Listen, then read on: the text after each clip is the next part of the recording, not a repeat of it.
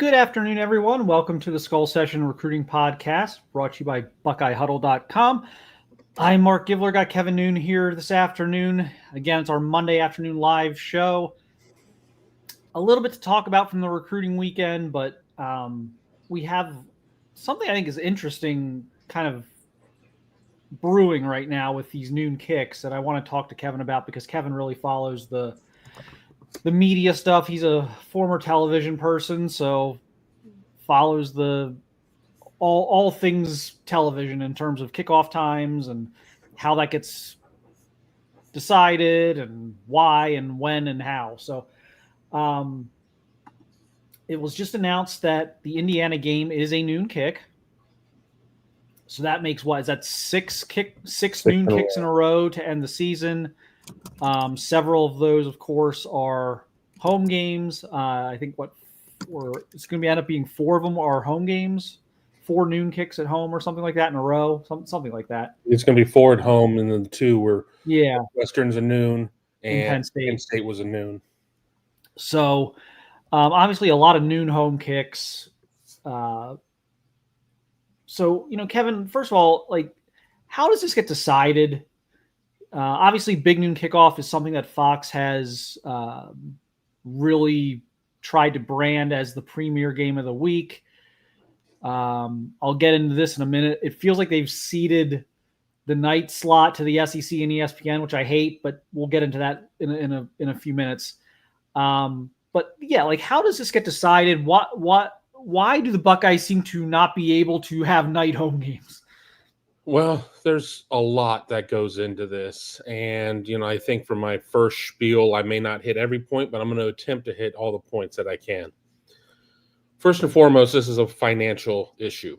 The Big Ten has the most lucrative of all the television deals out there. And that is largely in part from Fox. Now, you look at Fox and NBC and CBS all having a piece of the Big Ten deal. They're not equal partners in terms of what their financial kick-in is and everything else. Fox owns 49, 51, whatever percent of Big Ten Network. They really are the Big Ten's premier television partner, to the point that Fox had representation at the table in an advisory role as the Big Ten was looking under Kevin Warren, then commissioner, to fill out the conference deal. So it's not going to be a case of where each week the 3 networks are going to arm wrestle and NBC and CBS are going to win out all that often. The Big Ten is going to give more first week picks to Fox. Now, there also was a trade-off to where NBC was able to get the Ohio State-Oregon game and traded undisclosed with Fox, which probably was a 2-for-1, to where they got and how it works too is that you get 2. You're picking the week. You're not necessarily picking the game. So the first pick goes to Fox, and it's picking week 14 of the season, which is Ohio State, Michigan. So that's the week that it gets to make its choice. And then everything kind of falls into play there. So the Big Ten, nobody thought that Ohio State, Oregon on the West Coast was going to be 10:30 Eastern start or anything like that, or 9 a.m. start. So it kind of goes into that spot. So with Fox wanting to own the noon slot, which makes a lot of sense, that's where it's going to put its premier product.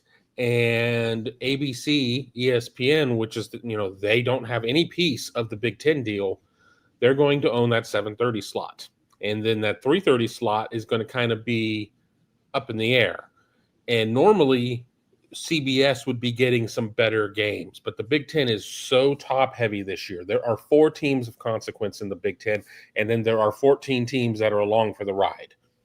So if it's a game that doesn't involve Ohio State, Oregon, Penn State, and strangely enough, Indiana, it's going to seem like a pretty meh game when you end up with Iowa, Minnesota, when you end up with Michigan State, Purdue, whatever. It's not going to have the same cachet to it. So, to end this first diatribe about all this, most of their best games are for the Big Ten will end up on Fox, unless it is a West Coast home game, because and there's nothing in the deal that says that they can't have a 9 a.m. kick, Pacific time, because if they want to have it like that. But I think everybody understands where eyeballs are. And if you go and you look at I believe it's sportsmediawatch.com, you will see the numbers each week that the Big Ten generally puts up really good numbers. But this year, again, has been a little bit odd because we're not looking at a conference that's 6 deep or 7 deep or 8 deep. It's 4 deep. And nobody's really all that excited about watching Ohio State Northwestern, as evidenced by the game getting shipped off to BTN. Yeah, so okay, we get that. This is a money-driven thing. Ohio State drives eyeballs.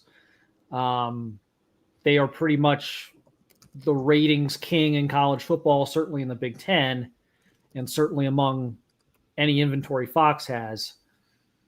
Now, what I'll counter with is it sure seems to me like ESPN in their deal with the SEC does things in a way that are beneficial to the SEC teams. You don't see a lot of noon kickoffs in the SEC among their big games. You see a lot of night games. You see a lot of midday. I tend to think Fox is going to say no, but should Ohio State be maybe putting some pressure this offseason on Fox and be like, look, we get it, but you're killing us. All our games are at noon. We're trying to recruit kids from Georgia and Florida. They can't get here. They have games on Friday nights, and it becomes a huge hassle for us to bring in kids from Texas or Georgia or Florida or California, even worse. Can we not have all of our home games at noon? How would this discussion even take place? And is Fox just going to be like, nope, sorry? Kind of. Because here's the thing too, is that there's kind of a cultural thing that has grown out of TV times of where SEC games are at night or what have you. But a lot of that too is for a couple months of the season, it is unbearably hot in the Deep South for those types of games. Then again, I've been to games in my career covering the Buckeyes where in September and October where it's been really gross in the North. So it's not necessarily a case of where the South has an advantage on there, but Fox is determined that that's going to be where they're going to ride. And it's a thing of where you have a situation of where you can cover all 4 windows: noon Eastern, 3:30 Eastern, 7:30 Eastern, and 10:30 Eastern throughout all of the Big Ten's television partners. And what you're going to have to do eventually is in 6 years or whenever this deal ends, I think they only signed a 7-year deal, is kind of try to negotiate at that point. But Fox isn't going to have any reason to want to get away from its window that works because the numbers are there. And quite honestly, they're writing a check and now they're trying to recoup the check and make a profit on it. So they're not as concerned about what it's doing to recruiting there directly. And it's not like they're saying, tough crap, we're just not interested in that. But they're interested in fitting in what they can into the window that makes the most sense. And ultimately, what you have to do is you have to be able to negotiate those night games before the start of the season. But you're not going to get that suddenly announced night game happening all that often anymore. You have to sit there and say, okay, Ohio State and Texas, whenever, when, I don't know, is Texas and Columbus on 25 or is it 26? You need to try and negotiate it at that point because you're just not going to get a lot of other stuff added onto you as the stuff goes. Yeah, I think, certainly they're going to have to renegotiate. And I understand the dollars and cents on this. I really do. It feels like maybe the SEC have just done a better job negotiating this into their deals. It just feels like the SEC has sort of always the SEC and their TV partners always seem to do what's best for the SEC. Like LSU, Alabama never play at noon. They just don't. Like, it's a night game. It's prime time. I would argue Fox has made a mistake in the sense of kind of ceding the primetime window to the SEC. That isn't to say the noon window isn't important or that there isn't opportunity there, because the SEC has kind of ceded the noon window to whoever wants to take it. So I get there's some give and take there, but I do think there'd be a lot of value in the Big Ten getting more into the primetime space. You know, the whiteout game being on Peacock is kind of ridiculous. Ohio State not having any primetime home games against teams that matter, or, you know, league games. I think that's a problem. I think, again, I think the short term, and obviously when you're talking about 5, 6, 7 year deals and windows and things like that, you do have to be thinking short term. But if you view this as a long-term partnership, and given the fact that Fox owns so much of the Big Ten network, I think that, you know, that's a thing that should be kind of taken into account here as well, is that this is more of a long-term partnership, given that Fox owns such a big portion of the Big Ten network. Shouldn't this be a little bit more collaborative? But that might be a thing that, you know, next negotiation window. I get the noon spot. I understand it, but I know it's not helping recruiting. It's not like it's crushing their recruiting. I'm not saying like this is the difference between them signing the number 1 class and signing the number 20 class. I'm not saying that, but, you know, you're trying to get these underclassmen on campus. You're trying to get the kids from California and Texas and Georgia and Florida specifically on campus, because it's much harder to get them on campus than it is to get a kid from Cleveland or Cincinnati on campus. And so when you're playing all these noon games, it's not going to be easy for kids to get to campus. And so I've seen someone asked in the comments if kids have mentioned that. Well, yes, like I've had several instances over the years where kids have been like, yeah, game was at noon. I was going to go. They announced the game at noon, you know, couldn't get a flight, couldn't work it out with my high school schedule. If the game was at 7:30, if the game was a night game, I would have been able to come. But, you know, and, you know, if you're Ohio State, you're trying to get kids into a game at noon. I mean, stuff starts 10 o'clock, you know, the pre-game, like the on-field stuff, 10:30. Like you have support staff running around. Like it's just harder. Your people are coming from the airport at 8, 9 a.m. The ones who can get those 5 a.m., 6 a.m. flights. I just think, again, I think whether it's certainly this offseason is worth a try. I mean, they're probably not going to get anywhere, but it's worth a try in the offseason and be like, look, can we not like go 6 in a row? Like, can you cut us a little bit of slack here? Like us being it. Yes, you want the big names on your prime slots, and that's noon for Fox. You also want your big brands to be good. Like, you also want Oregon and Ohio State and USC and Penn State and Michigan. You want those programs to be really good. You want those programs. So at some point, like, recruiting is part of that. There's a direct correlation between recruiting and how good your football program is. And there's a direct correlation between how good your football program is and the types of ratings you bring. So I think, again, if nothing else, for the next TV deal, next go around, they really need to think about this in a way that the SEC seems to think about it, in terms of not just backing yourself into this corner every Saturday where you're essentially, you know, you're throwing out your best hand right at the beginning of the game. I mean, you're throwing everything out there at noon, and then everybody else kind of dominates the rest of the day. I think there's got to be some give and take there. Well, I'll say this: if you want to not be the noon game, start losing games, because if you're the top, I mean, and it doesn't help when the other, you know, when you've got, you know, Oregon and Indiana, who are technically at the top based on games played and everything else, and not having a loss. So with one of those teams being on the West Coast, they're pigeonholed into certain slots. It's just reality. Indiana is a total surprise. I mean, I think everybody thought that Cignetti was going to have some success, not maybe to this level of success. Sorry that the laundry's running in the background. It's been 3 weeks since I've done laundry. So really, you have to negotiate these things at the start of the season.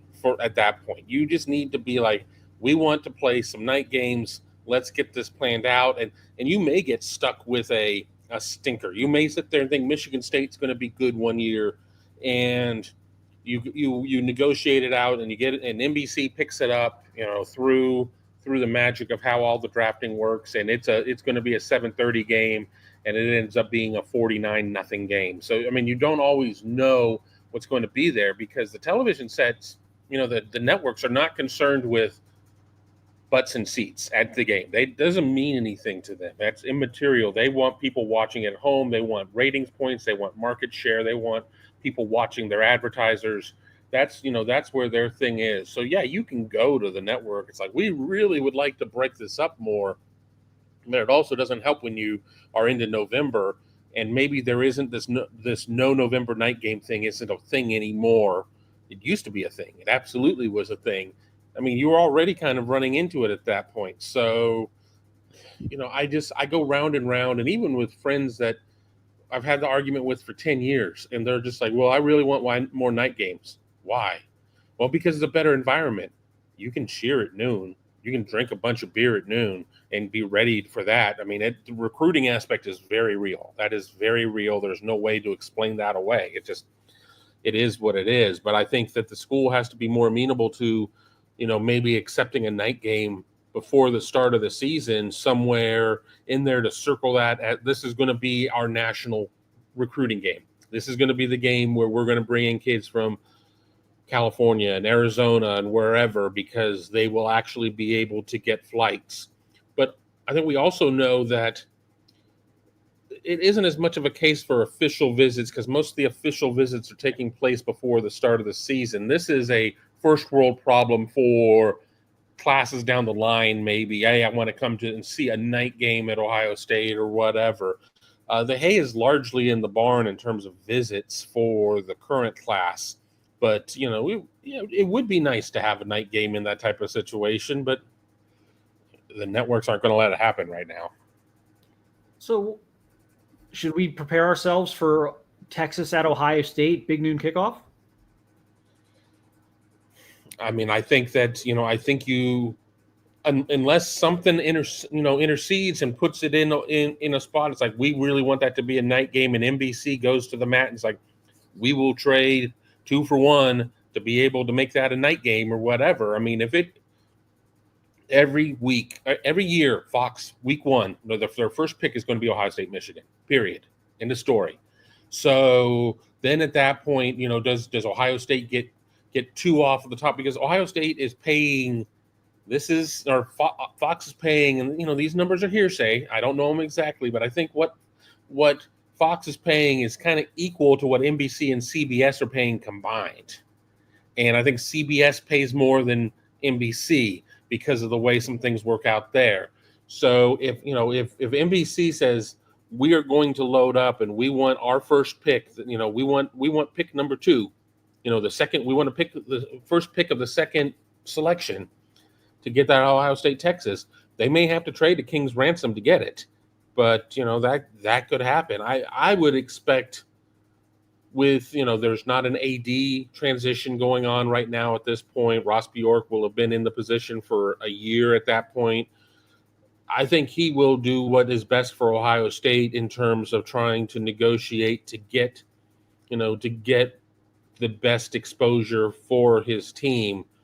But I think that we also sit there, if it's a night game and it's going against a big SEC weekend night game, your numbers get diluted, and nobody necessarily wants that. It's not a matter of, hey, we're just going to do this because it's right for Ohio State. No, the network's going to be like, we're going to do this because it's right for, fill in the call letters, NBC, CBS, whatever. But I don't think, I don't think we're going to see a case of where Ohio State's going to have 6 straight noon games down the stretch or anything like that. I think that was just kind of a perfect storm, and with a very top-heavy Big Ten, and they're just being very obvious that putting Ohio State on the air was the best decision.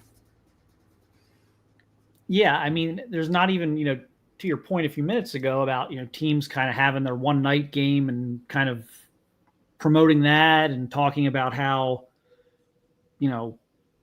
this will be the big recruiting weekend for us this year. Well, Ohio State didn't even have a chance to do that this year. Unless what Western Michigan or whoever was that the night game this year? I think it was Western Michigan, one of Ohio State's 2 shutouts of the year. That can't be your big recruiting weekend. Like it just can't be. So they've got to figure this out moving forward. It's just not. And look, it's not like Ohio State doesn't have any leverage here. I mean, they don't have any leverage in terms of like changing the current contract, but like moving forward, they certainly have leverage because we talked about different shares of like the media contracts and Fox has a bigger share than NBC and CBS. Well, Ohio State's responsible for a bigger share of your return on your investment than Northwestern or Purdue or Illinois. So I would think the schools like Penn State, another example, should be like, yeah, we're not doing Big Noon, or we're not doing a whiteout on Peacock, guys. Like we're just not. Like I would think maybe next time some of these schools think a little bit more about this and put in some sort of flexibility where they know that their top games are going to be at least one of them is going to be in prime time. And they can get, because Penn State's another school, maybe not so much, maybe not quite as nationally recruiting as Ohio State, but that's another school. And Michigan, of course, is that recruits from players from all over the country. So it's hard to get to Columbus for a noon kick if you're coming from like Texas. It's real hard to get to State College for a noon kick. Like it's real hard. You are either flying in, if you're somehow fortunate enough to get a flight into State College, you are paying an absolute fortune to fly into State College, and you're not getting a direct from wherever you're not getting like a Dallas, Texas to State College, Pennsylvania direct flight. So like your travel schedule is nuts. You're either paying a fortune for a non-direct into State College, or you're flying into like Harrisburg, which is still a haul to State College, which is, by the way, a terrible place to try and drive into on a game day.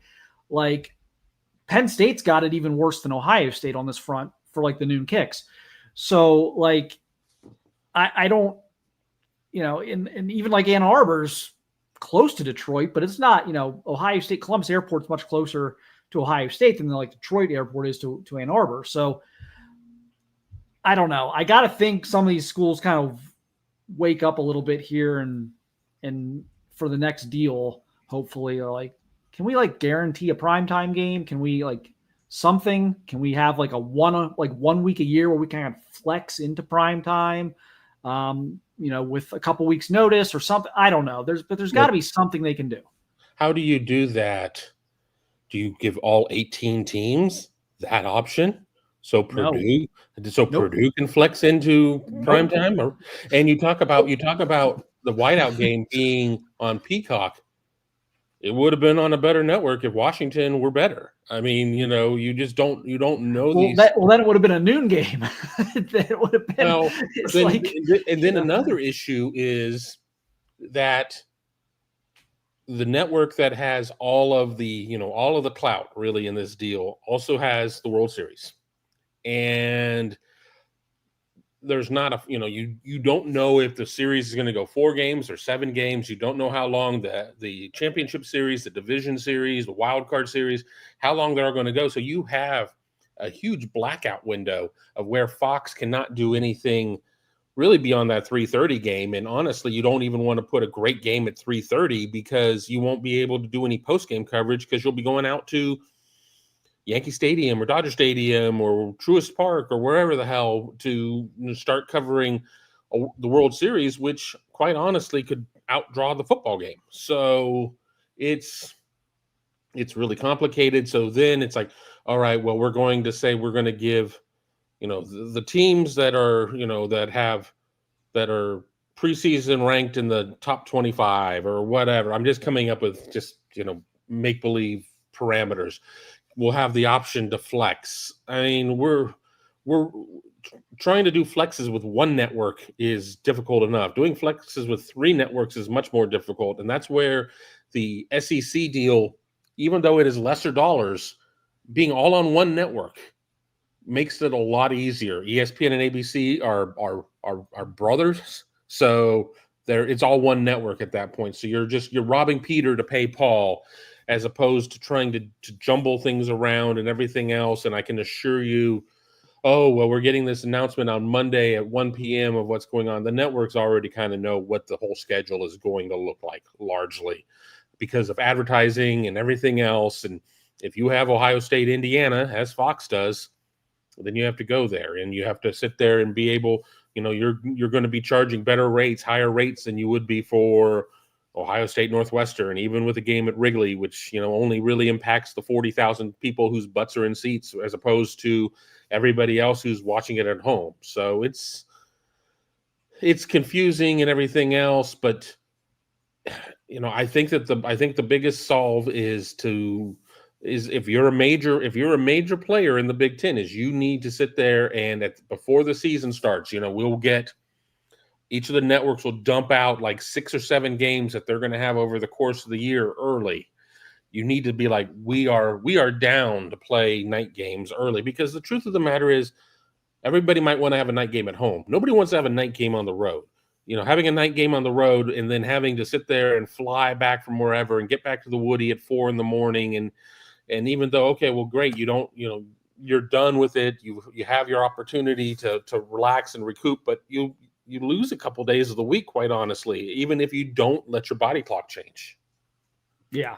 Well, yeah, we'll just see what happens here, I guess. But I'm not a fan of having all of your home games be at noon. I just think that's the recruiting part of this for me, which is obviously where I focus, is seeing that this is just not conducive for a national brand trying to recruit nationally. And I think Ohio State is impacted negatively by this. I think Penn State and Michigan are, especially Penn State, because of the logistics of getting there by noon on a Saturday, are getting hindered by this. But we will see, I guess. Nothing any of us can do about it now. One last point before we start getting individually into kids and updates there and people's questions is, the best that you can hope for is that a lot of these kids, their seasons are done, that their high school seasons are done by the time you get to whatever your home finale is.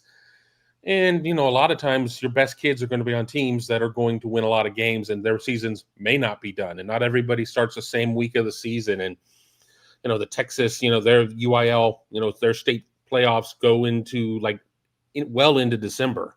So you're not always necessarily going to get that opportunity, but you are going to have instances where there will be guys who, by the time Michigan rolls around, whatever it is, November 30th, they will be done with their high school football season.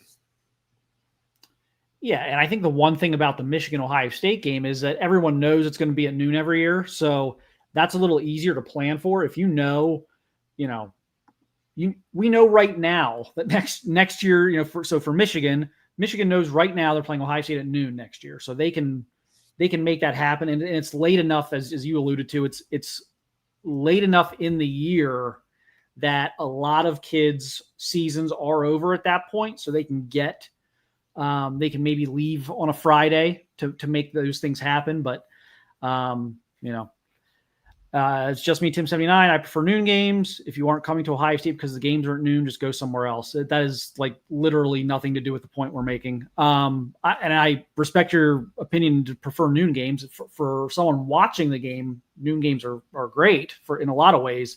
But it's not that kids are saying, I don't want to play at noon. Kids are saying, I can't visit a school I'm interested in that I have to fly to because the game is at noon. It is too early in the day for me to get to from Texas, from Florida, especially from California.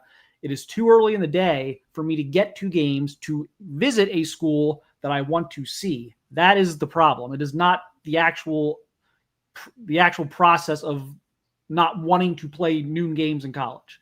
But even for California kids, a 3:30 game isn't going to really help you that much either, because flying west to east is horrible in terms of timing and everything else. I mean, the good news is out of LA or out of Seattle or out of Portland, they just do red eye flights, so you could maybe be on a flight by 12:30, 12:30 midnight Pacific, which is already 3:30 in the morning Eastern. and you may be getting into Columbus at, I don't know, 9:30, 10, 11, something like that. But it's a challenge, and I really think that we all love the ideas of game week visits and how much that means. But honestly, if you're really there to do business, a game week is a terrible week to go visit. It's great to see the backdrop. It's great to hear the crowd and the band and sign autographs for fans and everything else. But you get to spend about next to no time with the coaches, because guess what? They're there to win the damn game, and they're not going to be able to see you before, on the front end of your visit. They got a lot of, post-mortem stuff to do after a game right after. So, I prefer noon games. As somebody who covers games, well, I prefer yeah, them. you like being done before you can go have dinner. I can sit there and get home with some awful Taco Bell. This is exactly what happened after the game this week. We did our post-game show. We taped the morning show, walked to my car, went through Taco Bell, and came in right at the end of the 3:30 cycle and saw the very end of a couple of the 3:30 games, and then was able to sit down and sit on the sofa. And I had Peacock on my laptop, and I had YouTube TV with like the quad play up front with other games, and I was happy as could be. But I understand the issue from recruiting. Where I get a little bit into it with people is, you could just start drinking at 6 a.m. and be just as drunk as you would be for a 3:30 game or a 7:30 game, and then people get pissed. They get really pissed when it's like, well, it's not all just about drinking. I'm like, well, is it? Because you just aren't really thrilled that you don't have as much time to tailgate and party. Just start early. I remember going to Papa Joe's as a student at Ohio State the night before a game until 2:30, and then for kegs and eggs, we just got right back in line and just, and had our pledges sneak us beer. And we would drink beer and wait in line and go to the bar at 6 when it opened. But I don't know. We're getting into personal stories at that point and not talking about kids, and already had somebody who said, this show is horrible. So sorry to whoever the hell that was, but kiss my ass. All right, here we go. Let's go to questions. We've opined on this enough. What do we got? Oh, sorry. Larry Ventresco, hello. Do you think that we'll get any commitments before signing day? Do you think we have the best chance? Who do you think we have the best chance of flipping? Are you surprised that the cheaters are getting commitments before the hammer? Okay, three-parter. Is that Tim May's? Just three more things. Just three more things. Yes. Ohio State will get commitments before signing day.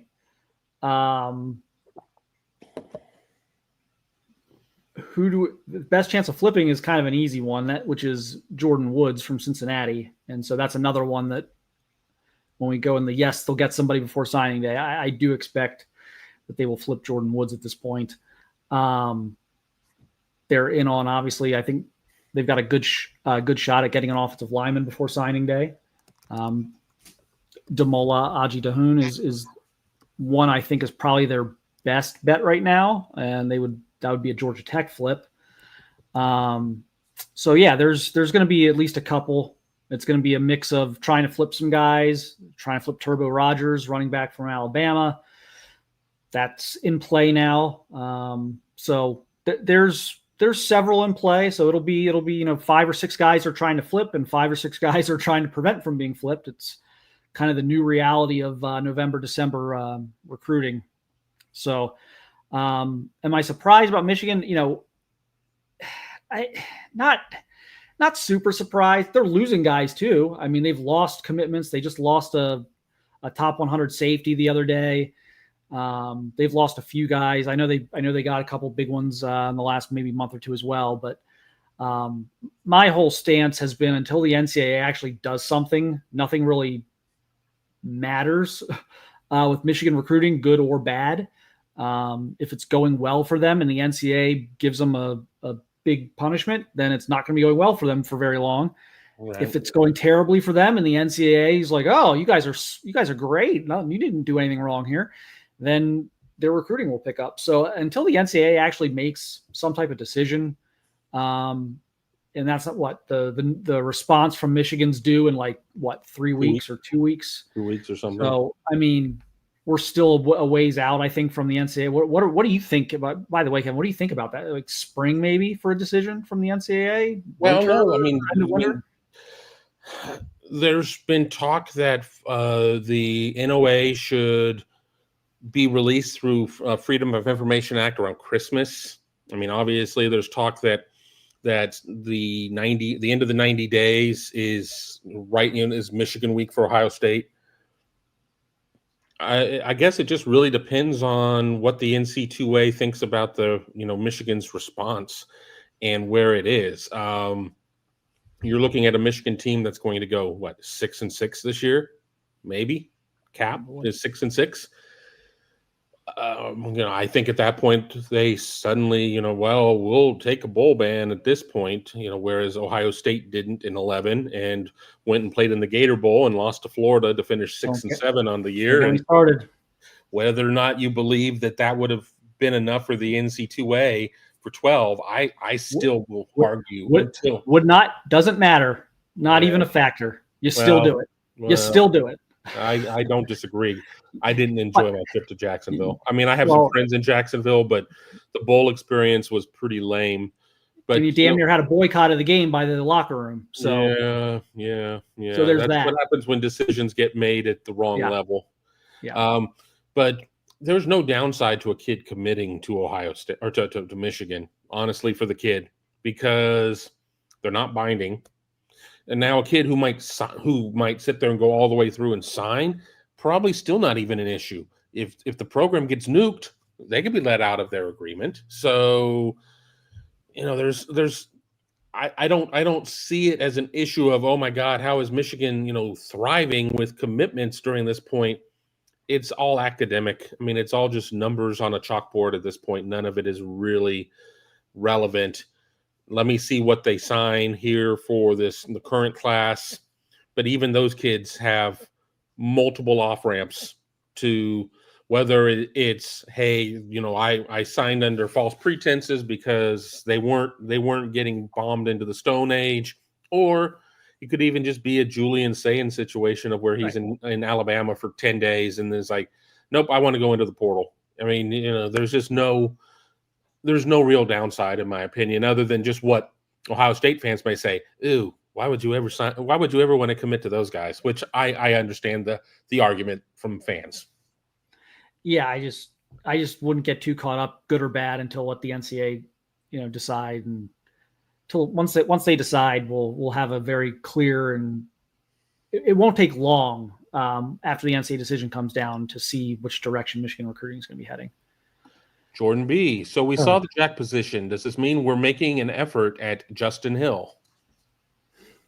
Well, they've been making an effort at Justin Hill, but I don't think trotting out the jack position there for 10 plays the other day is going to do much there. Day even basically admitted after the game they hadn't even really been practicing it. I mean, we talked about that a couple of weeks ago, how they had stopped. They weren't practicing the position. And yeah, I'm sure they this week threw some things in. You don't just throw that into a live game without, doing some reps in practice, but they're absolutely non-committal toward the position. They had scrapped it. Now it flares up for a couple plays. I don't think that's necessarily a great angle to play at this point. There's been no decisiveness on that position. So they'll try. I mean, they'll try to flip Justin Hill, but I think the overall uncertainty of that position, just generally not knowing how he would be used, if they're going to use that, if they're not, as I kind of mentioned before, they kind of made sure to not have Larry Johnson involved in that one because that would signal to the other defensive ends that Hill's a linebacker, and then they were able to kind of separate them so that the other defensive ends didn't kind of count Justin Hill in their calculus in terms of depth charts and things like that. And then that kind of backfires on them because ultimately you don't play the jack. So he's got to be a D end at that point, and you haven't had Larry Johnson involved until, toward the very end. So I just think, I think that's probably not one I would get my hopes up for at this point. Yeah, I don't really have anything to add there either, but I want to get to the super chat. Ryan Malone, is the Malik Autry sweepstakes over? No, to the extent that it's not signing day yet, but to the extent that I've had any confidence in them flipping him, no, I don't think they're going to flip him, and I haven't thought that. Just don't. I just, unless you uproot his home like from the foundation and just drive it to Central Ohio and plant it down, I think he's probably just going to stick with Auburn. I don't disagree. I mean, that was always going to be a case of where Ohio State was going to have to just get him and his family comfortable with the idea of going far away, and that's a hard sell. I mean, that's a hard sell. And I've told the story. I went to college 1,000 miles away from my family and everything else, and grew up in a very sheltered type of situation. But I moved from one coast to the other coast my junior year. So I realized that I could do it, but you're not always going to be able to pull that off. And yes, Auburn is a train wreck. Auburn is absolutely a train wreck. But you know what? It's not far away from home. And whether or not it's Hugh Freeze or Lane Kiffin or some coach we're not talking about that's there, through the entirety or part of his career or whatever, he's still going to be local boy, does well, and not far away from home and can have his family there and everything else. And if that's what everybody has different checklists of what's important for them. And if that's important for them, then that's what it's going to be. So to Ryan Malone super chat, thank you for that super chat. Nothing's over until it's over, but Ohio State needs to go runner, and is really looking at a one-outer here. I mean, and maybe not even that good. Larry, what are your thoughts on Connor Stalions coaching Underwood? Last one I heard, the Buckeyes are interested in a mentor O-lineman. Do you know who it is? Thank you. Oh, boy, those are two very different questions. Mentor O-lineman is probably Landry Brady. That's the 2026 offensive tackle. That's a guy that one of my top linemen in Ohio for 26. So that's a guy to keep an eye on for sure as they try and map this out. So I think that's a guy they would be able to get if they offer, if they really start pushing there. But that's a guy they're keeping an eye on. Thoughts on Connor Stalions? I really just kind of wish he would go away. He seems like a lunatic to me. Like he clearly I don't like. We're gonna find some like letters to Harbaugh that are like very creepy. I think if someone ever raids his home, I would like the circus to go away. That's just my opinion. Yeah, and I can't believe schools are hiring him. Like, I can't believe a school would hire him when he was just coaching somewhere else like a week ago. Yeah, he was at Detroit Mumford and then was like a coordinator and then suddenly elevated into the interim head coaching position, and they were losing games by 60. And now the fact that he's at Underwood School out of the blue just feels real hinky. And of course, a guy who writes the Michigan Manifesto or whatever the hell it's called is going to be in Underwood's ear the whole way. And you have Dave Portnoy sitting there, it's like, I'll kick in $3 million or whatever to bring a top flight quarterback and everything else. I mean, Lisa Sims, I just wanted to run this recent question to dovetail off the other one. How much are they going to be willing to pay to get him? I've read some outrageous numbers. I don't want to repeat them because I don't necessarily want to put credence into something that I can't verify myself. But they're going to offer a much larger number. I mean, LSU offered a huge number initially. When Underwood was still uncommitted, I'd already caught wind of what LSU was doing and told my buddy who runs an LSU site, you're getting them, period. You're getting them. Nobody else is going to be close. But, okay, you sit there and you offer this kid who has not played a second of college football or whatever, X million dollars, whether it's a year or over the course of a 4-year career or 3-year career or whatever, what does that do to your locker room? What you sit there and you hear that Miller Moss, the USC quarterback who's been benched, is, it may end up at Michigan via the portal. If you're Miller Moss and you're being offered like $200,000, it's a great problem to have. I wish somebody would offer me $200,000. But with that being said, you hear that this kid is making 20x that, 30x that, 50x that, whatever you may be. Are you going to be super motivated about that? Probably not.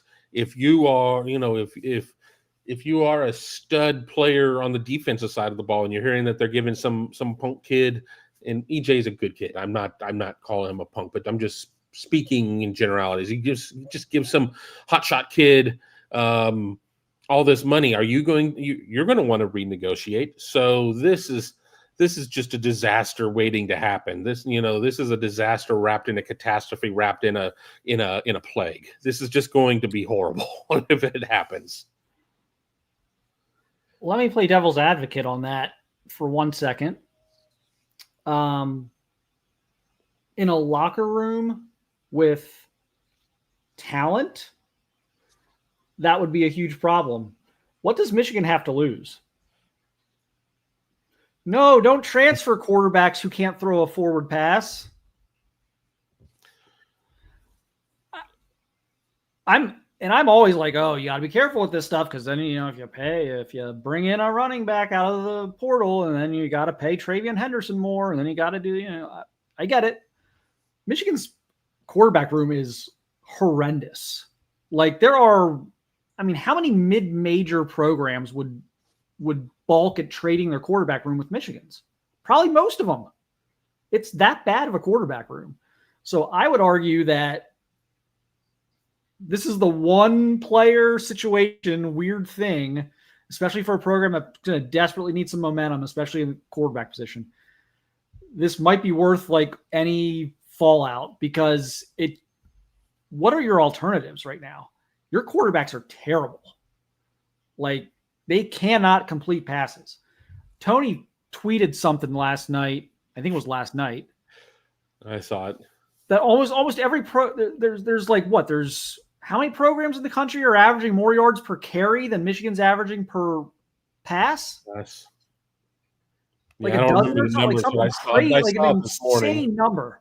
Like a dozen schools are averaging more yards per carry per rush than Michigan's averaging per pass. Like, you have got to fix that. But yeah, I think raw numbers, very hard to verify, very hard to, it's one thing. I don't know that we ever get the true numbers on these things, but yeah, I'm thinking got to be north of 5. Got to be north of 5 million. Yeah. Yeah. That's one of the numbers, and that's the more conservative number that I've heard. That's a more conservative number. Right. I always get a little weird about like the big numbers people throw out. I'm like, I don't think like there were some big numbers. Like when the NILs first started, there were some crazy numbers thrown out that were just not true, like at all. Well, and so I don't know. Now things have moved along here, and I think teams and schools have gotten this down a little bit more of a science, kind of. But yeah, I'm thinking at least mid 7 figures would probably be a starting point. So, well, you have NIL valuations out there that set unrealistic numbers, and I'm not speaking ill of any other network or anything like that. I'm just speaking how I feel, and we're all entitled to our opinions. And as long as I don't get mean and start calling names, there's no reason for me to be in trouble on that. But I don't necessarily buy into the valuations. I think that those are kind of in a perfect world type of things or whatever, but that's not realistic. But I think that whatever Underwood's valuation there is not going to even be nearly close. The number of what Michigan is quote unquote willing to pay is going to be a lot higher. And people are talking about Jaden Davis in there, and I'm gonna repeat what I've heard. And again, I can't verify this. I've not talked to Jaden Davis or his family, so I heard that when he went there, his family wanted him redshirted this season, period. And Michigan has redshirted him this season, has not played him. And, it would have been very easy to take his red shirt off. He couldn't have been any worse than Davis Warren or Alex Orji or Jack Tuttle before he had to medically retire. But it's like throwing a kid into this type of situation could wreck him, could just wreck his development 1,000% and to a point where he may never recover. So I don't know if the Davis family just recognized that maybe Michigan was not going to be all that much this year, or they just felt that Davis needed a year of physical development or mental development in terms of quarterbacking. And he comes out of a fantastic program, high school program. But I'll tell you this: if Michigan somehow lands Underwood at whatever price point it is, Davis is gone, daddy gone. He will not stick around for that, and that's not off of not off of anything I've been told. That's just based off of logic. But if you bring in Underwood at all, even for $10, I think you risk that anyway. Right. I mean, it's just like when you bring in, when any program brings in bringing in like an Arch Manning behind Malik Murphy. Malik Murphy's didn't beat out Ewers. Jaden Davis doesn't have the starting position at Michigan. You bring in a guy behind him that everyone, this is where it gets hard, is like every fan is going to immediately want Underwood to play. So these are situations that happen anyway without money at this point. At quarterback, not so much maybe at other positions, but at quarterback. So, we'll see. But I always say just be careful what you wish for with the NIL thing. But this might be the one where it's like, you know what? Whatever collateral damage happens if Michigan can get Underwood, because their collateral damage just isn't that valuable. Right. Well, it's not, but I think it sets a precedent. And again, if you get Dave Portnoy on board every year to spend that barstool money to sit there and drop $3 million or whatever it is, maybe you have to sit there and have a cost adjusted for inflation as it goes up. And then you have other aspects, and you're going and you're paying, let's just say it's $5 million. You're paying 5, and then you're paying the next quarterback 5.2, and then you're paying the next quarterback 5.3, and then 5.5, what have you. And then you get a roster at some point when you come out of the nuked wasteland. It's just going to be difficult. And then what happens when everything's brought in house and everything else? Can you sit there and put money into the Michigan NIL funds? Like, this is all earmarked for the quarterback. I understand that this has all been brought in house, but I don't want you sitting there signing any defensive tackles. I don't want you signing any corners. This is all for the quarterback. So, hell, I don't know. Not to go on like a crazy Portnoy divergence here, but I wonder if they'll actually talk to him about hey, we don't need this every year, because what you'll have a horrible ROI at that point, because you're going to sign one guy for 5, and then you're going to sign a guy. So you're just going to sign a guy for $5 million every year. Well, those guys are going to leave. You're not going to sign the best quarterback in the country for $5 million every year, and then they all just gladly sit around waiting their turn to become, third or fourth year players and finally get their chance to start. So you're going to have all these $5 million quarterbacks just scatter. So they may have to, even if that's a thing that they go to, they're going to have to sit down and be like, okay, look at it as a kind of a line of credit of we'll call you when we need it. We're not going to need it every year because it's not going to make sense every year. But let's get to other questions. We're almost to an hour, and I know we got 16 just on TV times and Connor Stalions. A lot of things that people want to talk about. If Julian Lewis decommits from USC, do you think there's a chance that Ohio State goes after Jerome Miles, a wide receiver from Utah? Well, they'd love to have Jerome Miles. I don't know that the USC thing was so much Julian Lewis versus just kind of staying out west somewhere, and USC is the blue blood out there. But yeah, I mean, it's certainly something you would kick the tires on if you're Ohio State. I'm sure they will. But yeah, I don't know that that's like an automatic, like Julian Lewis decommits, so Jerome Miles decommits. I don't know if it's that cut and dry, but yeah, they certainly would love to have Jerome Miles. Yeah. Update on Jakeem Stewart. Mika, you were not here last week, I don't think. So it's kind of it's kind of like the same holding pattern, like visits upcoming. He's going to visit all his finalists this month. Ohio State's going to get the visit for the Michigan game, official visit that weekend. I suspect this will come down to the wire in terms of December signing period. And would I take the field over Ohio State? I probably would at this point. I would probably take like an Oregon LSU combination pick over Ohio State, but I think Ohio State has a shot. And they're certainly doing a great job recruiting him. They're telling him he can play anywhere along the defensive line. I know the NIL offer is going to be competitive. We don't have to worry about that. It's not going to just be a straight NIL deal because they're going to be competitive with that. I remain very, very, despite me thinking that he has the best relationships at this point with like Dan Lanning and Ryan Day and Ohio State and Oregon, I remain skeptical about LSU as far as him not going there. I think that when the pressure gets turned up and there will be a substantial NIL offer there as well, I got to kind of see it to believe it because we've been down this road before with Louisiana kids and you hear some things, well, they're not as enamored with LSU as maybe most of the other Louisiana kids are. And then they end up going there anyway, just because of the pressure that's applied and just, staying home and everything else that goes with that. So we'll see. We'll know more coming out of that official with Ohio State. He had a good unofficial a couple weeks ago. He's been up here, 3 times since the spring, I think spring, summer, fall.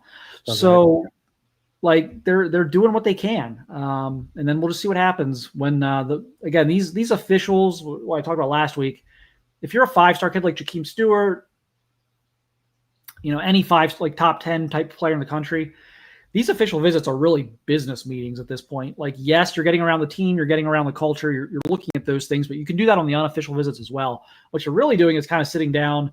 A lot of these top kids, maybe not the 3-star kids or maybe not even the low 4-star kids, but like these top like 25, 30 players in the country, they're sitting down and they're having business meetings. And it's like, okay, like what's the NIL situation? What are guys getting that are here? What happens once the guys are here? Are they getting like increases?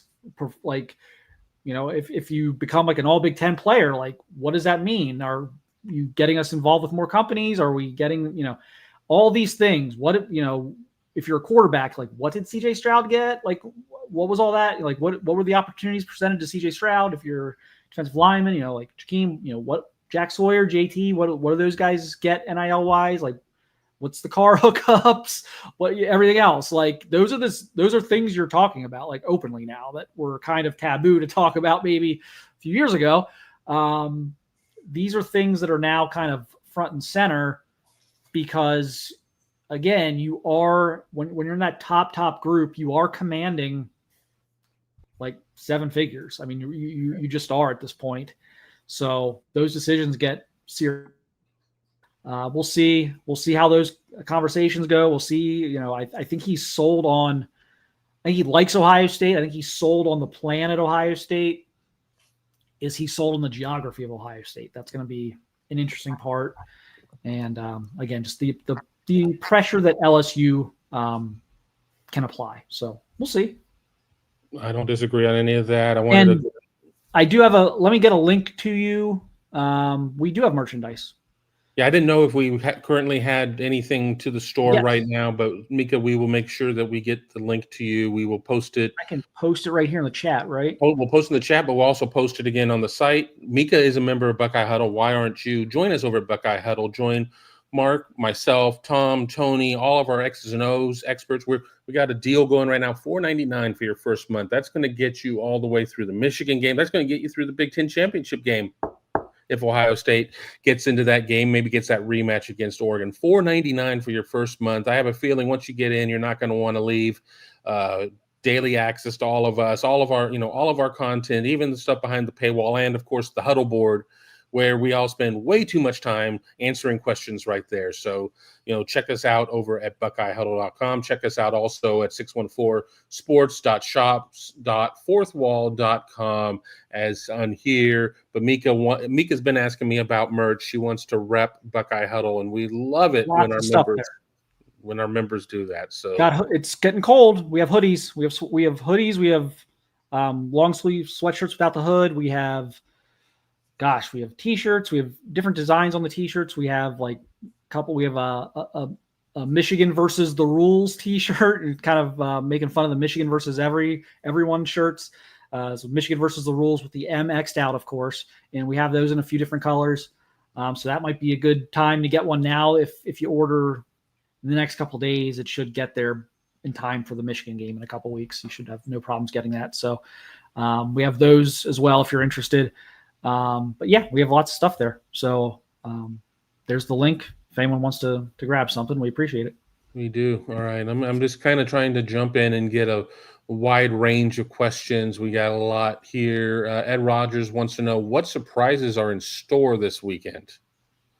I mean, this is not a recruiting weekend on campus for Ohio State. They're at Northwestern. They're playing at Wrigley. So, I mean, maybe, I don't even know how they're handling recruiting for a game that is, it's a home game for Northwestern, but it's not necessarily because of how it is. I mean, there's just not a ton of room, so I can't imagine that they're going to have recruits on the field at Wrigley. So, yeah, if you're talking about on field, well, first of all, I would like to see I hope we don't get a bad surprise, field conditions.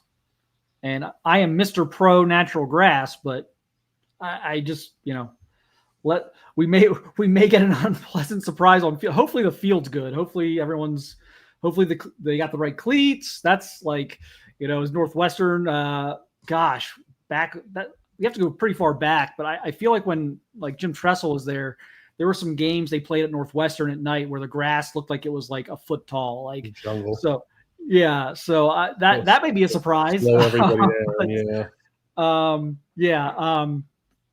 Schematically, I don't know. I think they put a lot of stuff on tape last week, which I was happy to see. I'm not of the opinion that you just hide things. There are gimmicks, there are little trick plays or little things you can run off of other things that, yes, you save those for big games. But the idea of we're just going to line up and run the same 3 or 4 plays every game to get through this bad team to save it for I don't really buy into that. In fact, I think the more you put on tape, the harder it is to prepare for you, because you never know what they're going to you got to get prepared for it all. And then you may not see it all, but you have to prepare for it all. It's the same reason teams do weird things with the swinging gate, different things with special teams, is because you have to practice for it and it takes away from your practice time. So I'm of the mindset that you just kind of lay it all out there for the most part. But I would, schematically, I think, again, I'm interested to see if they do kind of go more with the jack. I didn't find it particularly successful on Saturday, but they also hadn't been really practicing it. And so I don't know if that's just the start of something to build off of. It sounded like they were talking a little bit like that after the game. I'm always going to be skeptical with anything about the jack. It's a very mythical being at this point, but we'll see what happens. I do think this is more of a letdown spot than the Purdue game. Am I predicting some big letdown? Well, wait until Friday when I do my predictions, but I do think people were kind of falsely calling for the letdown against Purdue. I didn't feel that was a letdown spot, just coming back home, wanting to keep kind of the foot on the gas. Purdue is in shambles right now. So I do think this one's got a little bit more of the ingredients. It'll be a sleepy road game. It's not going to be a jacked environment, even at Wrigley, I don't think. I think it's going to be kind of a sleepy atmosphere. 11 a.m. kick local. Northwestern's not very good. Again, field conditions. You've got a coach, I think, that will be a little more aggressive than Walter. Walter's just feels like he's almost mailed it in at Purdue. You got a coach who will be a little more aggressive in terms of trick plays and pulling some things out of a hat. And then again, you're immediately up against Indiana and Michigan versus it being a couple weeks out when you played Purdue. So I think there's a few ingredients there that are okay, let's make sure we're focused. But we'll see.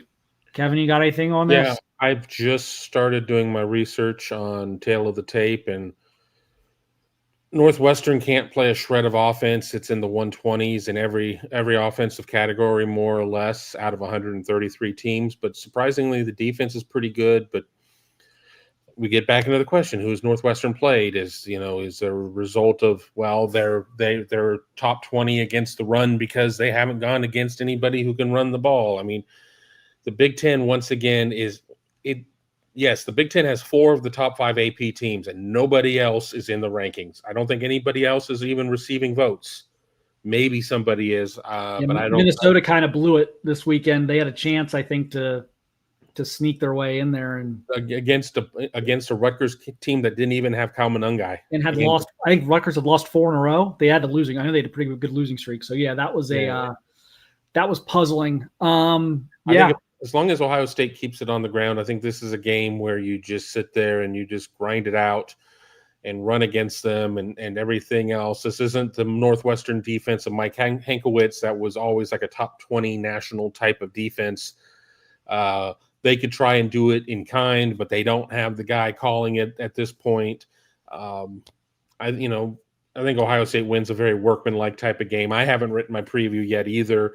Today's my big writing day, and I just have kind of kicked the can down the road with it being a Fed holiday, Veterans Day. Happy Veterans Day to all that have served, who are serving, everybody else. We have several on our board who keep us, who keep this country free, who keep this country great. I want to thank everybody there.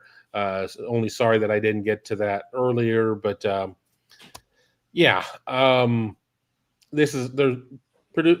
Northwestern ain't winning this game, but Ohio State very well could come out and have another sleepy first quarter and put up 7 points or 3 points in the first quarter, and march on to win a really ugly 28-6 game or something like that, and people will of course panic. But the Red Sea parted a little bit nationally with Georgia losing, with Miami losing.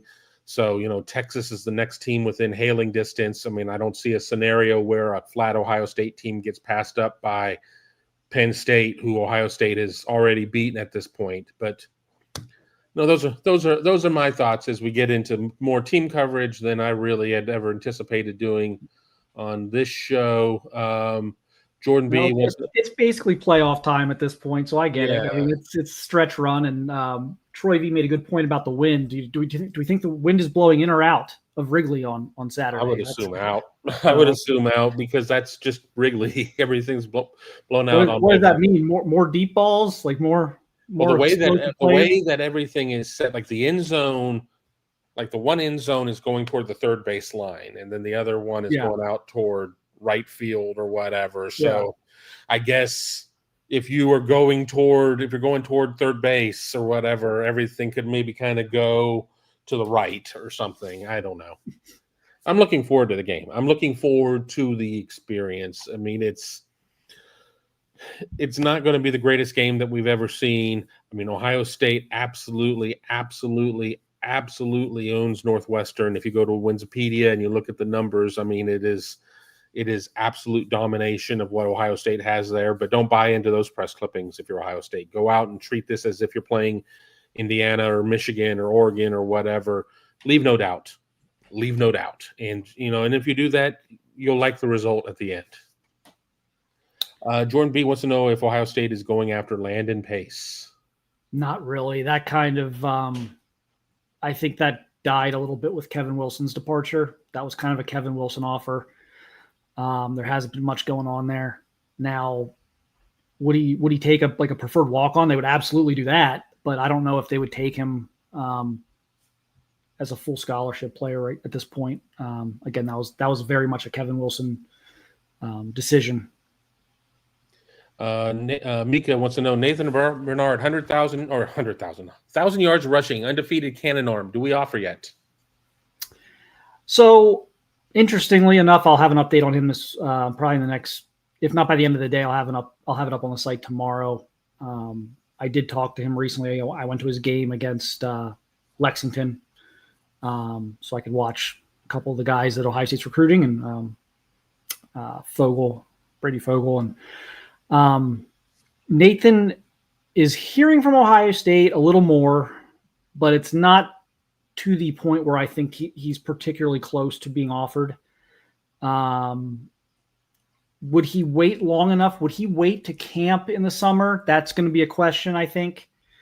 Certainly, I think they'll need to see him probably do that, or at least go up to his school in the spring and watch him throw. I haven't got the sense from my Ohio State sources, and I didn't get the sense talking to Nathan that an offer is particularly close, but he is on their radar. They are evaluating him, and he has had some communication with the coaching staff. So that's kind of where that is right now. The best stampod in the land. Marc, just curious, your take on Donovan Parks and how you felt his visit went, and if you have any intel on it. So I think, as I've mentioned this before in the past, but I think he is almost like an in-state kid. Now, I know he moved to Florida like in August, but growing up in West Virginia, in Hurricane, West Virginia, he's said this to me. It wasn't even anything I really had to say to him. He brought it up to me that Columbus was actually closer to his house than Morgantown. So he kind of viewed Ohio State as like the local school, as like the closest like major program. Grew up an Ohio State fan. So everything's been good there. They've kept up with him. I thought it was a really good sign he visited. I know it's probably easier for him to get to Columbus. I'm sure there's family still there, like West Virginia. Like I'm sure this was easier for him to do than maybe some other kids from down that way. But I thought it was a really good sign that because we've seen kids move, like go to IMG or go to other places in Florida. The kid from Taft, who I'm just like my Alzheimer's kicking in. I don't know. I have these like 50,000 names in my head, but the kid from Taft who went down there, the defensive end a couple years ago and like never came back. I know what you're talking about. Yeah. That didn't happen obviously with Parks. That's a good sign. Again, I think they've got a great chance at him, and I think he's a fantastic player. That'd be a huge pickup for them. But yeah, I'm feeling pretty optimistic about that one right now. Mika Hanna, are we still recruiting Simeon Caldwell? I really like him. Oh yeah, they'll be recruiting Simeon Caldwell the whole way. Tim Walton's nephew, blood nephew, not Elias Rudolph. Thank you. There it was. Was the Taft kid. Thank you, Mika. Yeah. I'm glad your Rolodex is in better shape than mine at this point.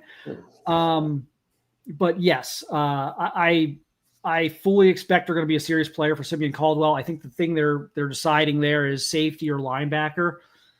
My instinct says linebacker.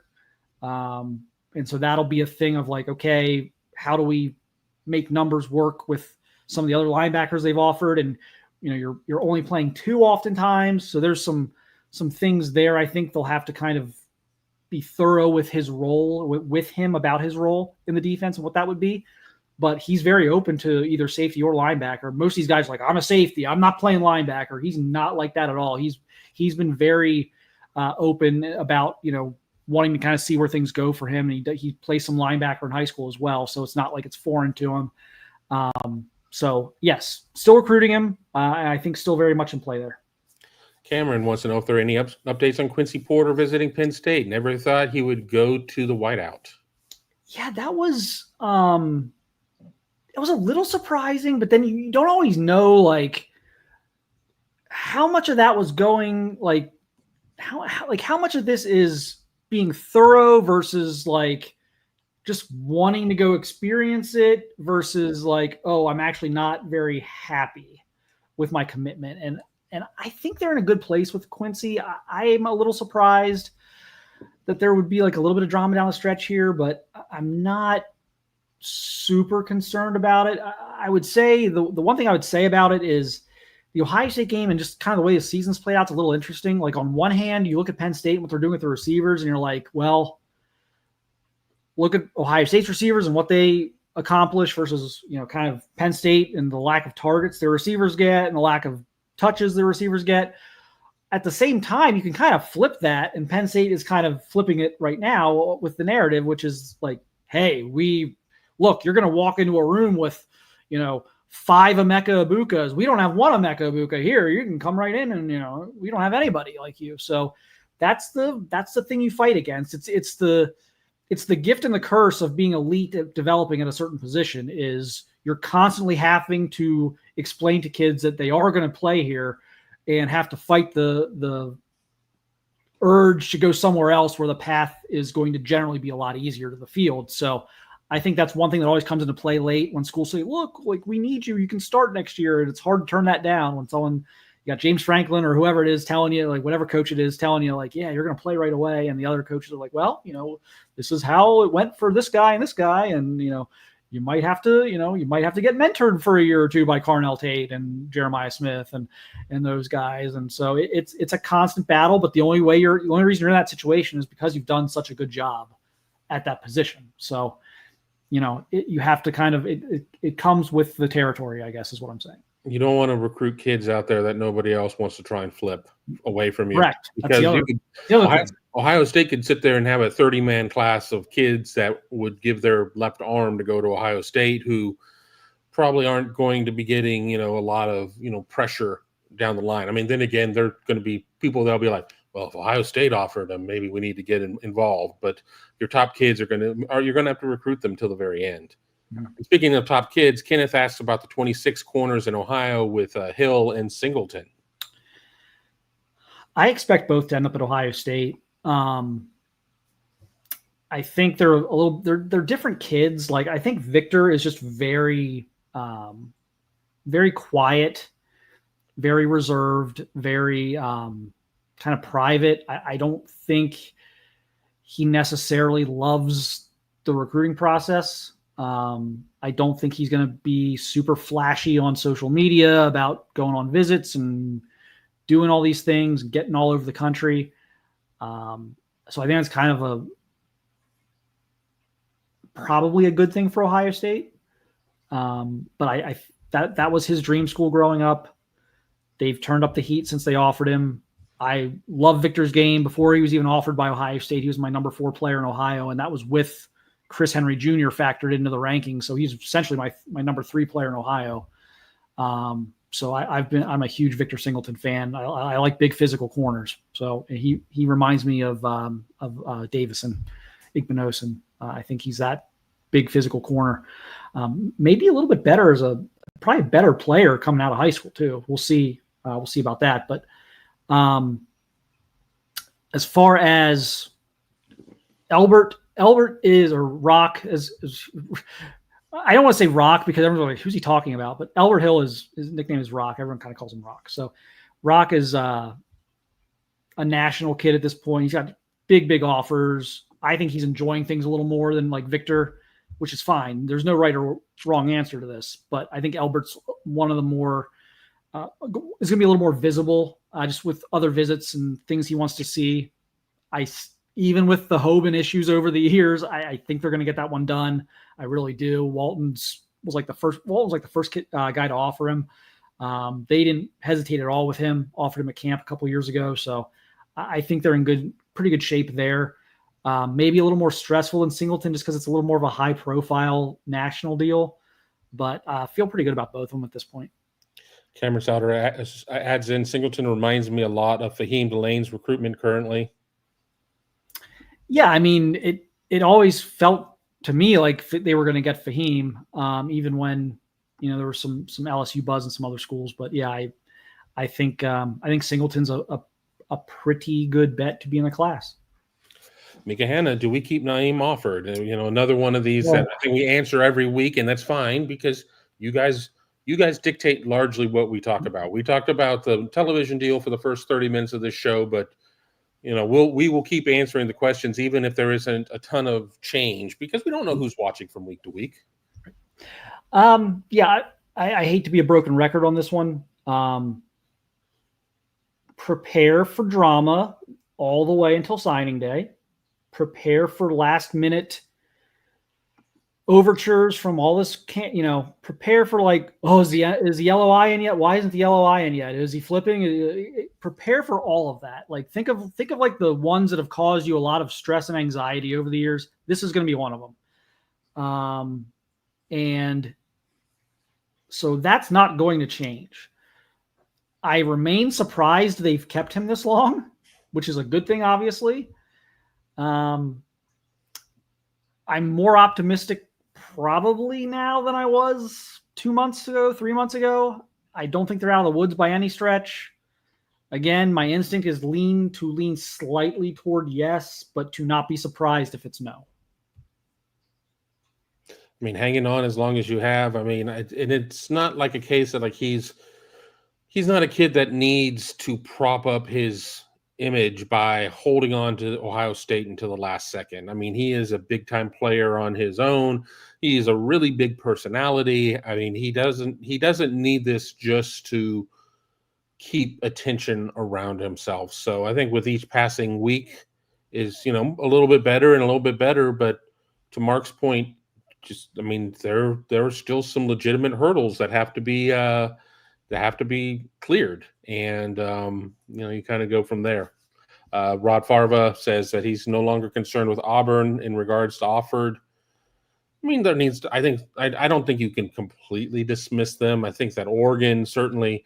I think any kid that Ohio State's recruiting that Oregon is heavily involved in needs to be a real concern. I think Ohio State fans, if you've not determined that Oregon is going to be a pain in the ass, they're going to be a pain in the ass. So you're just going to have to kind of get used to that. Yeah, I wouldn't. I don't think. Let's put it this way: I don't think Auburn's situation with Naim has improved in the last 6 months. That's for sure. I mean, they're struggling. They got some issues. But I'm not convinced that the Auburn decision was ever going to be about Hugh Freeze or the status of the program. The Auburn decision would be staying close to home and getting a huge NIL deal out of it.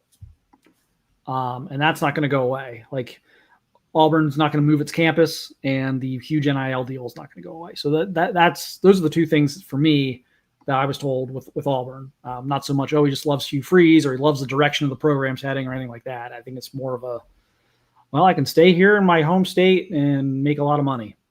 Yeah. And so that's going to be the thing they have to battle. And again, in the NIL world, we got to be a little careful to count teams out, because what happens when a team gets desperate is the NIL money gets stupider. Right. So I would argue both Alabama programs, Auburn and Alabama, I would argue are both in situations where they're going to max out their funds to make sure that for Auburn to try and get things back on track, and for Alabama to not lose their standing in the national and regional pecking order. Kenneth wants to know, have you evaluated Maxwell Riley? Every site has him ranked so differently. One site has him as a 4-star, another 3. Yes, I have. I think he's a 4-star. I don't think he's a 3. I don't think he's a 5. Question with Max, technique's good, great kid, athletic kid, plays hard. Not super long, for me, good chance he ends up at guard. There's nothing wrong with that. Last I checked, you still have to play 2 guards and a center even. So to me, he's probably an interior guy. Maybe a flex guy that could kick out I don't even want to say Josh Fryer, because Fryer's played so much tackle at Ohio State, but maybe more of a flex guy than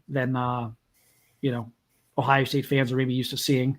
But that's kind of where I sit on him. I think he's a top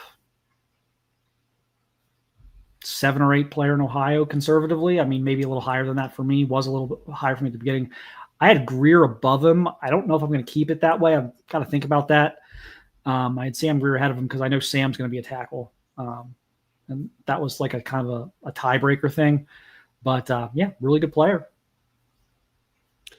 Mika with another offer hope, because Mika wants every kid from Ohio to get offered, and we love her for that, but that doesn't always happen. But Landry Breed.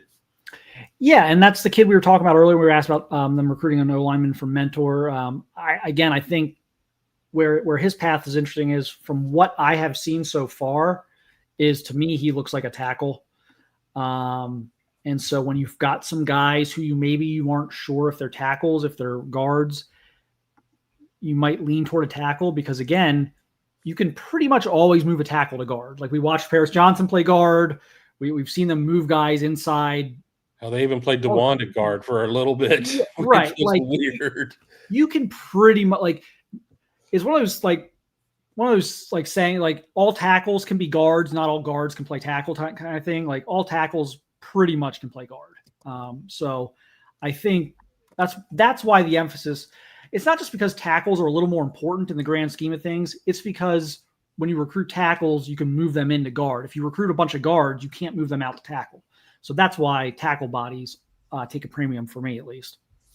Cameron wants to know if Ohio State will portal edge players this offseason. Seems like we need to with Edric Houston kicking inside. Yeah, I mean, and this was another area I thought they might do that without the Edric Houston move. I think it would be more of like a depth body, unless there's like a star out there. But I don't know who would be out there that would fit that. I mean, we'll see. Like if someone's out there that's just like, oh wow, superstar type of player, then sure. But I think it'd probably be more of a guy. Bill Campbell isn't going into the portal generally from LSU.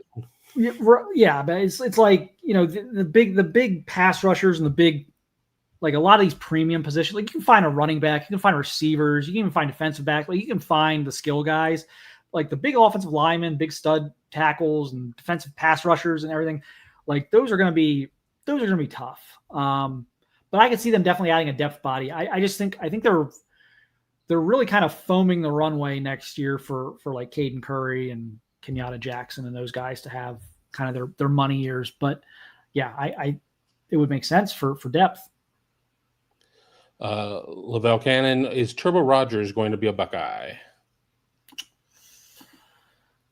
I would have said definitely, or not definitely not. I would have said probably not coming into the weekend. I've kind of played out both sides of this. I've just said, like, look, most years I would laugh at the idea of Turbo Rogers, the Alabama kid, flipping from Alabama to Ohio State. But this is not your normal cycle. Ohio State's got some kids from Alabama. Carlos Lachlan is from Montgomery, Alabama. Turbo played his freshman year at Pike High School, which is where Quinshon Judkins was a high school star. There are so many just random connections to the state of Alabama. Like Ohio State's got more connections to the state of Alabama right now on this current team and commit in recruiting class than the last like 100 years of football combined. Like it just like zero connections to Alabama for 100 years. And now you've got like 7 connections to Alabama in one cycle. It's the most bizarre thing I've ever seen. So there are some ingredients in play that like make this not so unthinkable. I also talked to a source close to Alabama who knows a lot about their recruiting class who said they would actually be a little bit surprised if Turbo ended up at Alabama. So that's interesting. I'm leaning still no, but it's definitely something to keep an eye on. And I think this has gotten closer than just about anyone could have ever thought it would. When it first started, I think everyone was like, no way, even with the Alabama ties. Then he visits, and then it goes quiet a little bit, and then he schedules a visit, and then the visit doesn't happen. It's like, okay. And then now the visit's back on, and it's been a bit of a roller coaster, but I do think there's a shot. But I'm not ready to call it yet. Yeah. Mika Hanna wants to know if Ohio State lands the Fantastic Four offensive linemen. I can only assume you're talking about the Ohio kids. It took me a minute to put it together too until she put it in better context. Yeah. I'm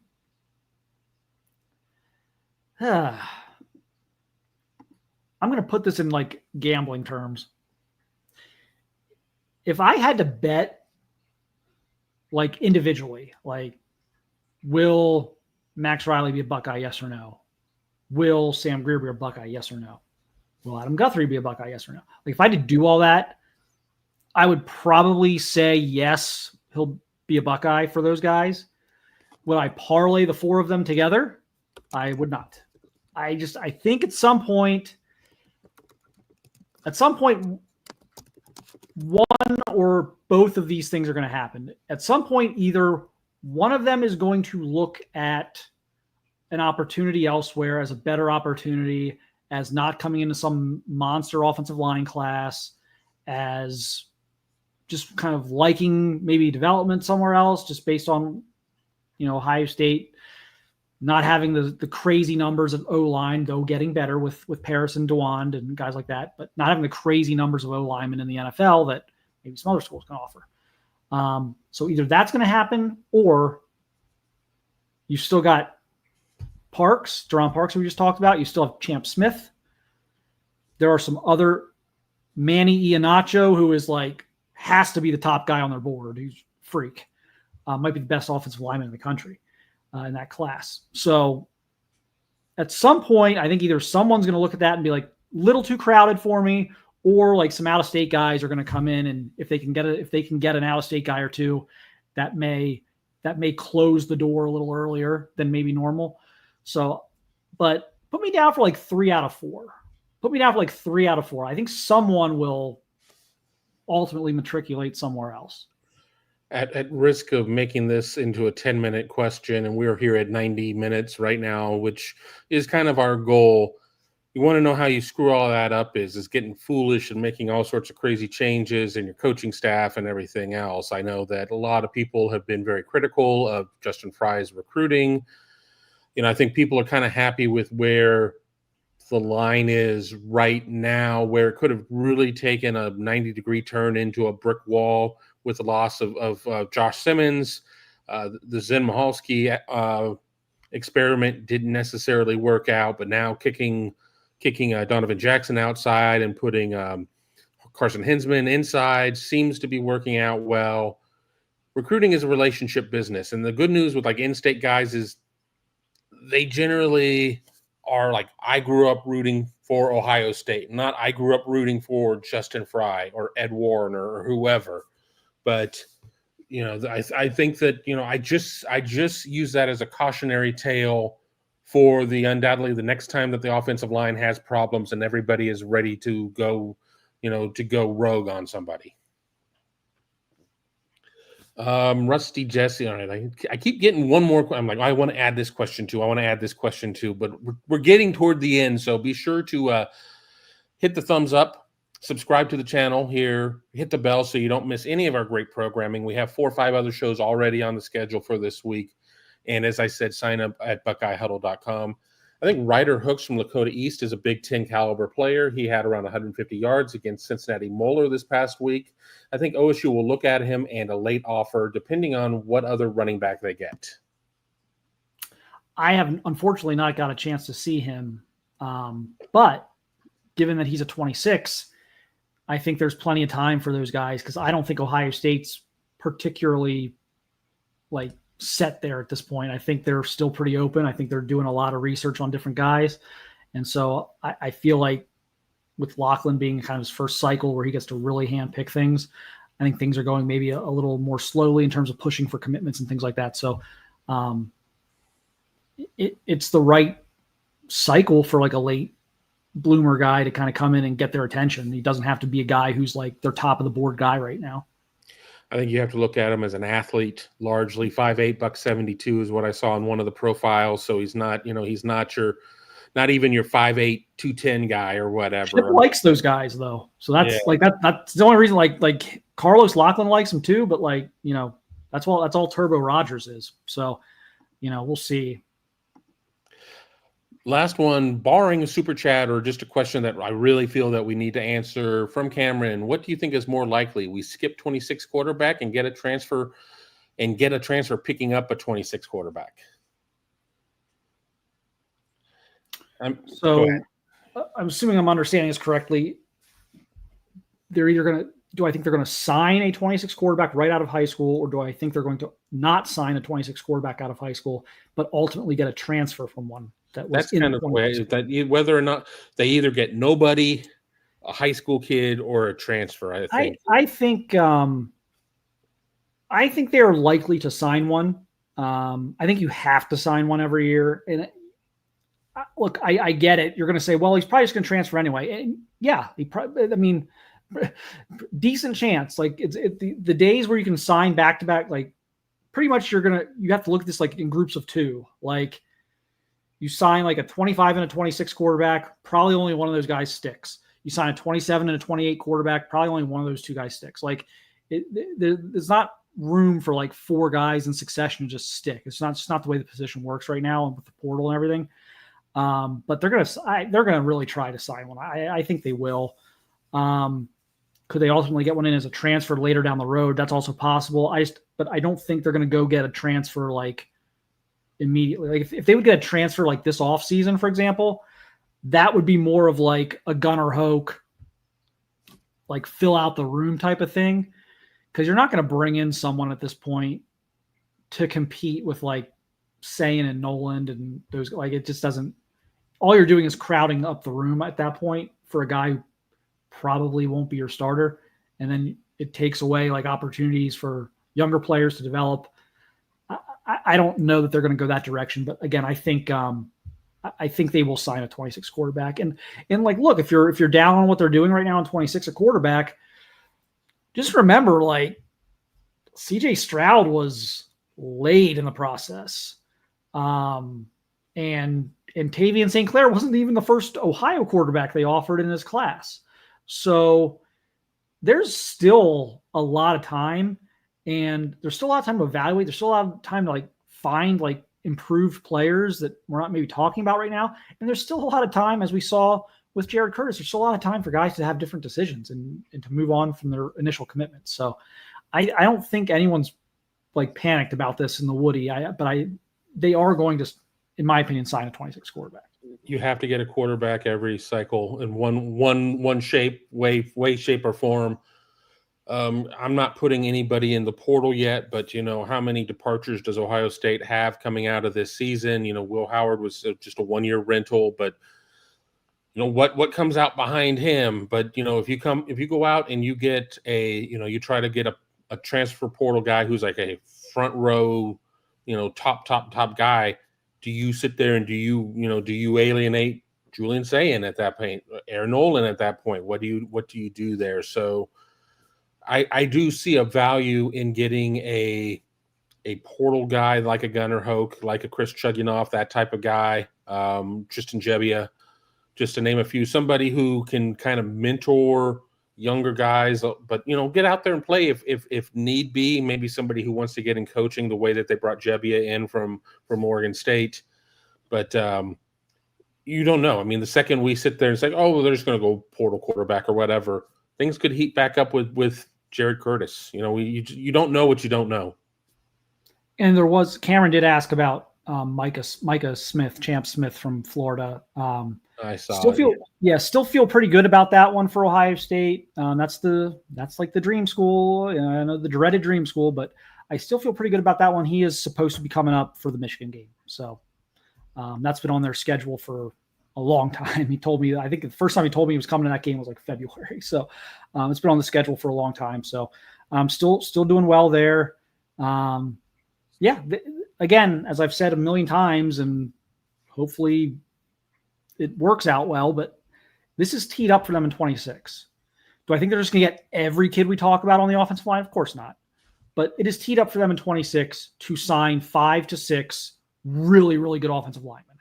And if they don't find 5 or 6 really good offensive linemen from like the 10 or 11 they're in on right now, that's a problem. So I think that's a good thing right now. You have reason to be optimistic.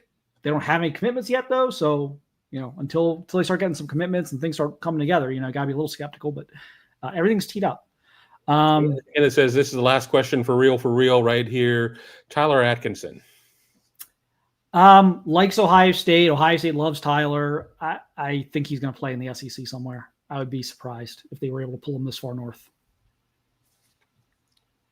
All right. We have gone almost an hour and 40 minutes. Our goal is to go most Mondays right around 3 o'clock Eastern. Give or take a couple minutes. Some, schedule sometimes can be there, but you know how you can make sure you don't miss anything? Again, subscribe to the channel, hit the bell, hit the thumbs up. All of that stuff works with the algorithm and everything else. It helps our distribution with other Buckeye fans. If you're listening to us on one of your favorite podcasting channels, leave us a 5-star review. I mean, you don't even have to write out a long review. Just you rock and a 5-star review. That helps us with distribution there as well. Those of you who are watching us on Twitter X, be sure to join us at youtube.com/Buckeye Huddle. because when you do it that way, you have an easier way of getting your questions into where we're going to see them. I don't fully understand how the translation process works. I've seen questions from Twitter X before. Not always. The best place to catch us is going to always be at youtube.com/Buckeye Huddle. And you get all of our stuff on demand there too. So like if you're watching on Twitter, you're probably watching live just because of the way the Twitter feeds work. But if you go to our channel, you can also find other videos we've done. And so you can kind of easily find them and things you're interested. So if you're interested in like recruiting, we have playlists. So we have like the Skull Session Recruiting Podcast is all on a playlist. If you like Tony and Tom, I don't know why you would, but if you do, you can go to Buckeye Weekly and there's all their stuff there. Tom's morning shows in one feed. So like everything, and we have like, I think we have our post-game shows are all in one, are on a feed. So like we have different playlists and podcast feeds on the YouTube channel. So if you're just kind of looking for one specific thing, that makes it a little easier to find. But yeah, you can kind of get things on demand there a little easier than like Twitter. But yeah, so I think we're good for today. It was a long one. Really good viewership though. Numbers are really strong. We appreciate it. Appreciate everyone watching and listening, and catch the live CFP reaction show tomorrow night.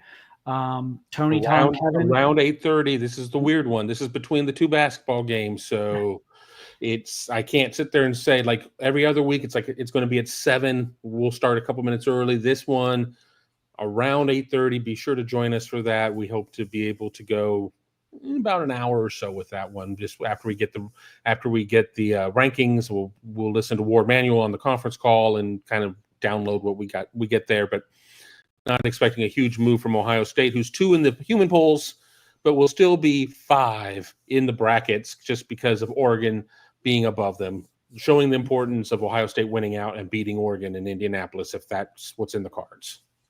Yep. So they'll be live every Tuesday with the rankings. When they, kind of cool thing to kind of watch in the background is you're watching the rankings. You can kind of hang out with the guys, ask questions, discuss everything with them. But appreciate everyone. Again, great crowd today, great group today. Thank you for watching. Thank you for listening, and we will talk to you again soon.